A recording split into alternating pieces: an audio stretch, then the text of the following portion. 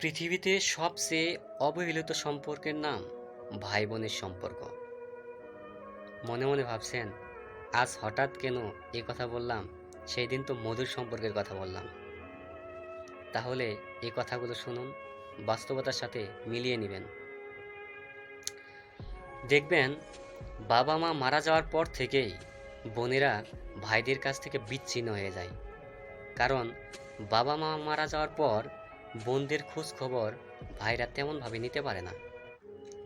যে কোনোভাবেই, ব্যস্ততা হোক আর যে কোনো উপায় হোক, নেয় না। কিন্তু বোনেরা সব সময় চায় ভাইদের কাছাকাছি থাকতে, ভাইদের সাথে সম্পর্ক টিকে রাখতে।